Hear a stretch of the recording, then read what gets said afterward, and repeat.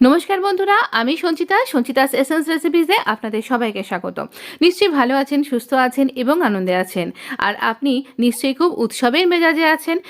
খুব তাড়াতাড়ি আপনাদের নানা রকমের পিকনিক অনুষ্ঠান চলছে, নানা জায়গায় নানা রকমভাবে চলছে। তো সেই রকম পিকনিকের একটা মেনু নিয়ে আমি কিন্তু চলে এসেছি। আজকে দেখাবো বাঁধাকপির ঘন্ট, তার সাথে এইরকম শীতের সুন্দর বড় বড় আলু দিয়ে, ছোট বড় গোটা আলু, মাঝারি আলু সব রকম দিয়ে এইরকম একটা বাঁধাকপির ঘন্ট আপনার পিকনিকের দিনগুলোকে একদম জমিয়ে দেবে। তো চলুন আমরা দেখে নেব ঝটপটে কি করে এরকম তৈরি করে নেওয়া যাবে খুব টেস্টি আর খুব ইয়ামি একটা সুন্দর বাঁধাকপির রেসিপি। এইরকম বাঁধাকপির রেসিপিটা আপনার পিকনিকের ডিশটাকে বা থালিটাকে একদম ইয়াম বানিয়ে দেবে, এই গ্যারান্টি কিন্তু আমার। অবশ্যই তৈরি করবেন আর তৈরি করে আমাকে জানাতে ভুলবেন না এই রেসিপিটা আপনার কীরকম লাগলো। এই রেসিপিটা কিন্তু ভোগের থালির জন্য নয়, এটা কিন্তু সম্পূর্ণ পিকনিক রেসিপি বলতে পারেন, বা আপনার ডে টু ডে লাইফের একটা সুন্দর থালি রেসিপির একটা অন্যতম নিবেদন বলতে পারেন। খুব তাড়াতাড়ি হয়ে যাবে এবং আপনি যখন পাশের গ্যাসে আরেকটা কিছু তৈরি করছেন বা চিকেন বা মাটন, তার সাথে কিন্তু এটা সাইড ডিশ হিসাবে সুন্দর চলে যাবে। আর খুব ইজি কিন্তু প্রসেসিং, আর খুব তাড়াতাড়িও হয়ে যাবে।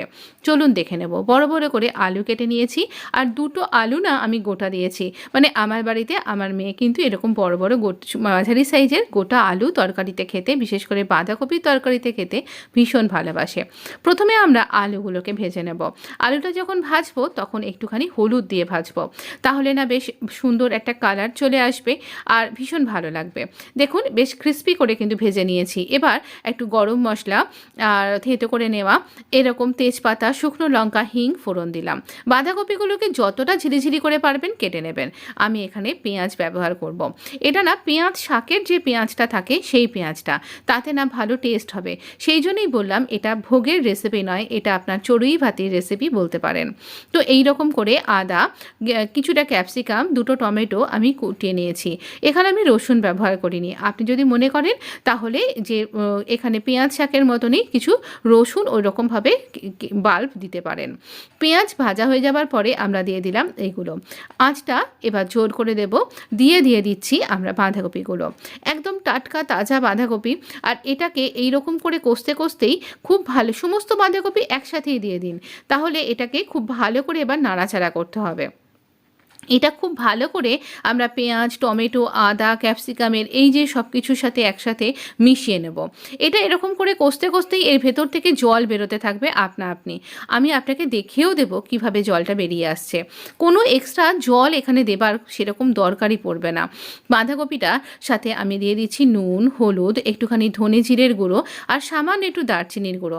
হ্যাঁ, এই তরকারিটা একটু মিষ্টি মিষ্টি হবে, তাই 2 চামচ চিনি আমি ব্যবহার করলাম। এবারে আমি একটু আলুগুলো দিয়ে দিলাম, তাহলে আলুগুলোর সাথেও খুব ভালো করে মশলাগুলো অ্যাবজর্ব হবে। এখানে একটা জিনিস খুব দরকার ছিল, সেটা হলো মটরশুঁটি। আমার কাছে ছিল না, আপনি কিন্তু ব্যবহার করুন। মটরশুঁটি দিলে এটা আরও খুব ভালো খেতে লাগবে। তো এরকম করে দেখুন, এরমভাবে নাড়াচাড়া করতেই কিন্তু এটা কিন্তু অনেকটা মজে এসছে। দেখছেন তো কতটা জল বেরিয়ে এসছে, নুনটা দেওয়া হয়েছে না, তাই জন্য জলটা বেরিয়ে আসছে। তো এইরকম করে আবারও খানিকটা আমরা মজতে দেবো। 2টো কাঁচা লঙ্কা দিয়ে দিলাম, এবার চাপা দিয়ে হতে দিয়েছি। দেখুন একদম হয়ে গেছে। আর 10 মিনিট ঢিমে আঁচে চাপা দিয়ে হবার পরেই দেখবেন একদম জলটাও টেনে গেছে, বাঁধাকপিও নরম হয়ে গেছে। তবে হ্যাঁ, আপনি যদি এখানে না বাঁধাকপিকে সেদ্ধ করবার দরকার নেই, আলুকেও সেদ্ধ করবার দরকার নেই। তবে যদি আপনি বর্ষাকালে তৈরি করছেন তখন বাঁধাকপিটাকে একটুখানি আপনাকে সেদ্ধ করে নিতে হবে। না হলে এই শীতের দিনে করছেন তো এই টাটকা বাঁধাকপি দিয়ে একদম সেদ্ধ করতে হবে না, আর খুব তাড়াতাড়ি হয়ে যাবে। 15 মিনিটের মধ্যে আপনার একটা রান্না কিন্তু একদম রেডি হয়ে যাবে। আর এই আলুগুলো এরকম সাইজ করেই দেবেন, তাহলেই খেতে বেশি ভালো লাগবে। এই নতুন আলুর সাথে এই রকম একটা সুস্বাদু রেসিপি অবশ্যই বলবেন আপনার কীরকম লাগলো, আর আমাকে কমেন্ট বক্সেও লিখে জানাতে ভুলবেন না। হ্যাঁ, এই আলুটা খেতে সে খুবই ভালোবেসেছিল আর খুবই পছন্দ হয়েছিল তার। আপনার বাড়িতেও আপনার বাড়ির সদস্যরাও কিন্তু খুবই ভালোবাসবে। এক থালা ভাত যে উঠে যাবে এটুকু আমি বলতে পারি। কিন্তু পাশে একটা সুন্দর মাছ বা মাংস বা মাটনের রেসিপি আমার চ্যানেলে পেয়ে যাবেন, কিন্তু অবশ্যই ট্রাই করে বলবেন কেমন লাগলো। চ্যানেলটা চ্যানেলটা যদি সাবস্ক্রাইব না করে থাকেন প্লিজ সাবস্ক্রাইব মাই চ্যানেল, আর বেল আইকনটাও প্রেস করে দেবেন। আমি প্রায় ভিডিও আপলোড করি, আপনার কাছে নোটিফিকেশান পৌঁছে যাবে, কোনো ভিডিও আপনার মিস হবে না। ভালো থাকবেন, সুস্থ থাকবেন, আর আপনার জন্য আগাম happy new year. New year আপনার জন্য অনেক অনেক কিছু ভালো ভালো কিছু নিয়ে আসুক। আপনি সুস্থ থাকুন, ভালো থাকুন, আর অনেক শুভ হোক আপনার নতুন বছর। ধন্যবাদ বন্ধু, দেখা হবে নেক্সট এপিসোডে।